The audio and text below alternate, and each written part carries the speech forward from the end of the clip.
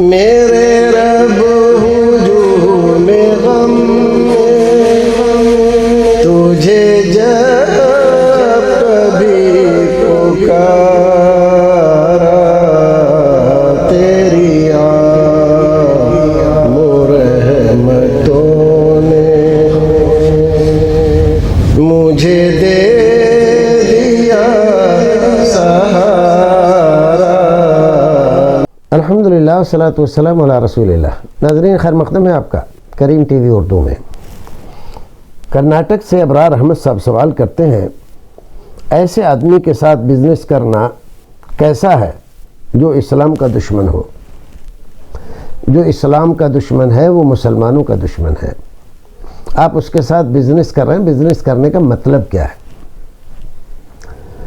کوئی ایسا مال ہے جو اسی کے یہاں ملتا ہے اور کہیں ملتا نہیں، آپ مجبور ہیں اس سے لینے پر، وہ اسلام کا اور آپ کا دشمن ہے، آپ اس سے لے رہے ہیں، ظاہر ہے کہ بزنس میں اس کو فائدہ ہو رہا ہے، لیکن یہ مجبوری کی حالت ہے۔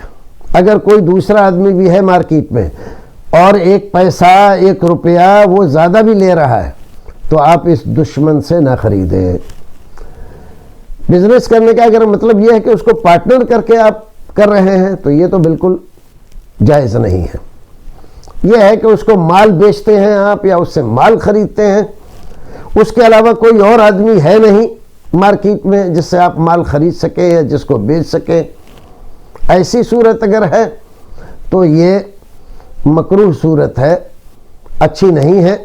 اگر کوئی اور ذریعہ آپ کو ملے تو اس کو چھوڑ کر بزنس کریں۔ آپ دشمن کو اگر اس لیے آپ اس کے ساتھ بزنس کر رہے ہیں کہ وہ آپ کے اخلاق سے متاثر ہو کر، کبھی بات چیت ہوتی ہے اسلام کے تعلق سے، اس کی جو غلط فہمیاں ہیں اس کو آپ دور کر کے یہ نیت کر کے آپ اس سے بزنس کر رہے ہیں تو یہ مقصد درست ہے، یہ صحیح ہے۔ اور اگر یہ مقصد نہیں ہے، نہ آپ میں اتنی ہمت ہے، نہ اتنا حوصلہ ہے کہ اسلام کا دفاع کر سکیں، اسلام کو آپ اس کے سامنے اچھی طرح سے بیان کر کے اس کی صورتحال اس کے سامنے واضح کر سکیں، وہ دشمن ہے، آپ کے کاروبار سے اس کو فائدہ ہو رہا ہے تو آپ اس کے ساتھ کاروبار نہ کریں۔ اللہ رب العزت ہمیں اور آپ کو ہر طرح کے شر سے محفوظ رکھے اور اس ہندوستان کی صورتحال کو پروردگار بہتر بنا دے۔ والسلام علیکم ورحمۃ اللہ وبرکاتہ۔